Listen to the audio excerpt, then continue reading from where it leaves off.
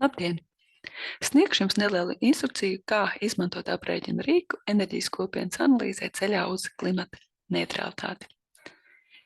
Enerģijas kopienas simulācijas rīkā jums būs iespēja apskatīt dažādus enerģijas patēriņa samazināšanas scenārijus, kā arī dažādus scenārijus enerģijas ražošanai uz vietas, kā arī izvēlēties vidē draudzīgākus transporta līdzekļus. Aprēķina rīka ievadlapā jums ir iespēja iepazīties ar energo kopienas sistēmas darbības principiālu schēmu, kas izmantota aprēķinos. Šī ir aprēķinu rīka pirmā lapa. Šajā lapā jums ir iespēja izveidot iedomātu vai reālu energo kopienu. Šeit jums jānorāda ēkas atbilstoši ēku tipam pēc platības. Jūs varat norādīt, cik jūsu kvartālā ir mazas ēkas, vidējas ēkas vai lielas ēkas. Es pieņemu, ka manā energo kopienā ir viena maza, viena vidēja un viena liela ēka, un visas ar nelielu jumta platību. Papildus jums ir jānorāda ēku apkuras veids, kas aprēķinā tiek pieņemts, ka visām ēkām būs vienāds. Rezultātu lapa ir sadalīta 3 daļās. Kreisajā pusē jūs redzat ēkā veicamos energoefektivitātes paaugstināšanas pasākumus. Tie ir saistīti ar ēkas renovāciju, ar enerģijas ražošanu un ar transportu. Vidējā daļā tiek atspoguļoti katra scenārija rezultāti, un jums ir iespēja izvēlēties, kuru no parametriem jūs gribat apskatīt. Šeit ir iespējams izvēlēties 11 dažādus grafikus, kas saistīti gan ar radītajām emisijām, gan ar izmaksām, patēriņu, gan arī enerģijas pašnodrošinājumu un arī citi. Savukārt, labajā pusē ir dažādas energoefektivitātes paaugstināšanas atbalsta politikas, kuras jums ir iespējams mainīt un novērtēt to ietekmi uz raksturīgajiem energokopienas rādītājiem. Parādīšu, kā tas darbojas. Tā, piemēram, sāksim ar ēkā veicamajiem energoefektivitātes paaugstināšanas pasākumiem. Kā jau teicu, ir vairākas sadaļas. Ir viena sadaļa, kas attiecas uz ēkas renovāciju siltinot. Otra daļa ir ar siltināšanu nesaistīti pasākumi. Trešā daļa ir enerģijas ražošana, un ceturtā daļa ir transports. Kā piemēram, apskatot renovācijas pasākumus siltinot, mēs varam norādīt šeit uz lineāla, ieklikšķinot siltumizolācijas biezumu, kādu mēs vēlamies norobežošām konstrukcijām uzklāt. Es esmu uzklājusi tagad siltumizolāciju sienām, jumtam, grīdām, grīdai ieklikšķinot uz lineāla. Un papildus var norādīt arī mainīto logu īpatsvaru. Lai apskatītu rezultātu, jānospiež poga aiziet, un es redzu, ka ir notikušas izmaiņas. Manā gadījumā šeit ir dati par emisiju apjomiem, un es redzu, ka emisijas ir samazinājušās. Tāpat es varu katrā no ēku tipiem vai energo kopienai kopā apskatīties arī citus rādījumus, piemēram, apskatoties īpatnējo enerģijas patēriņu. To var apskatīt kopienai kopā, gan arī katrai ēkai atsevišķi. Lai apskatītu tuvāk, jūs varat nospiest stūrītī ikonu, un šis grafiks palielinās. Tālāk uzklikšķinot uz stabiņa, jūs redzat, apakšā mainās vērtības, norādot konkrētajiem scenārijiem attiecīgās vērtības.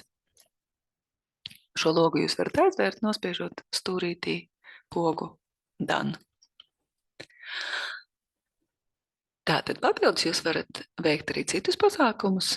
Šeit sadaļā energoefektivitāte jūs varat ieslēgt vai izslēgt dažādas pasākumus, kas saistīti ar paradumu maiņu, ventilācijas sistēmas uzstādīšanu vai viedoierīču uzstādīšanu vai elektroiekārtu maiņu. Katram no pasākumiem ir norādīta arī papildu informācija, ar ko jūs varat iepazīties. Es šajā sadaļā izvēlēšos uzstādīt ventilācijas sistēmu. Nākamā sadaļa ir enerģijas ražošana, un šeit šajā apļu diagrammā tiek apskatīts ēkas jumts.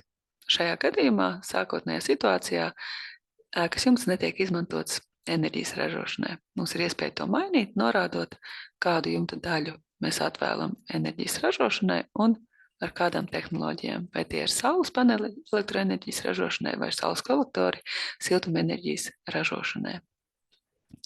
Esiet uzmanīgi, reizēm, kad pazūd aplītis, to aplīti jāizvelk no cita aplīša aizmugures.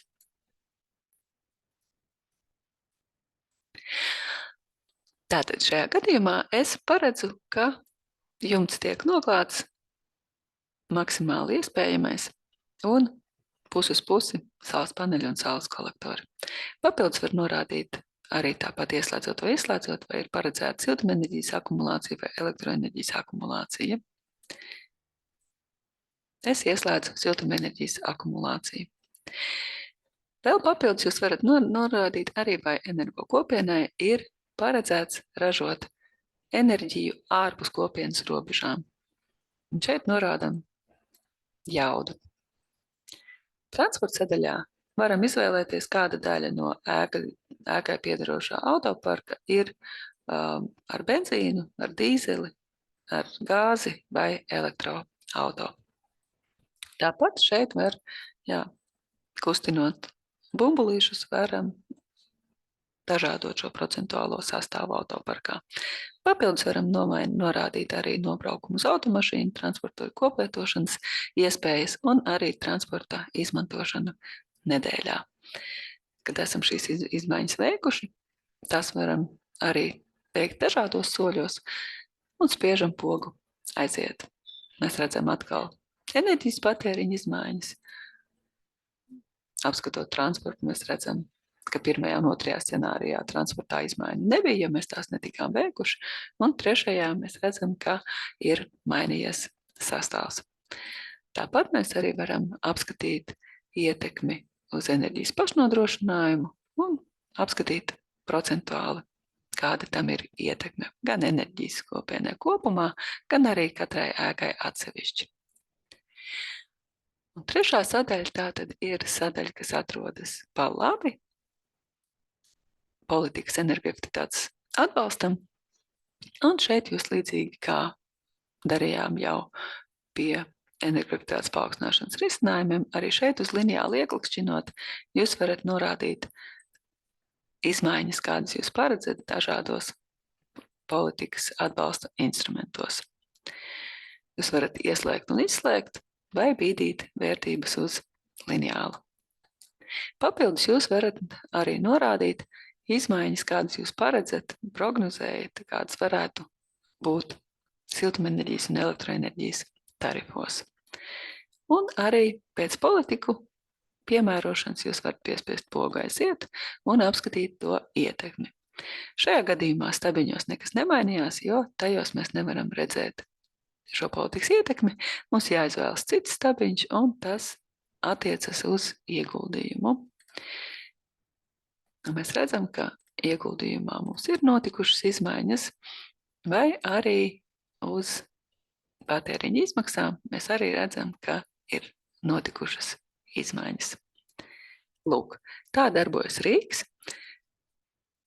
un jums ir iespēja arī šo aprēķinu sākt no sākuma, piespiežot pogu attiestatīt. Tas jūs aizved atkal sākuma lapā, un jūs varat apskatīt kādu citu risinājumu. Piemēram, veidojot kopienu no citām ēkām, izvēloties citu ēku apkuras veidu. Es atkal esmu rezultātu lapā, kur man parādās jaunās situācijas sākuma situācija. Tātad ēku apkuras veidu mēs varam mainīt arī šajā lapā. Tam nav jāatgriežas uz sākuma lapu. Un tātad jaunajai situācijai mēs atkal varam izveidot jaunus scenārijus un apskatīt tos rezultātus grafiski. Papildus šeit varam arī apskatīt, kāds ir minimālais biezums, lai sasniegtu LBN norādītās vērtības. Paldies! Lai izdodas!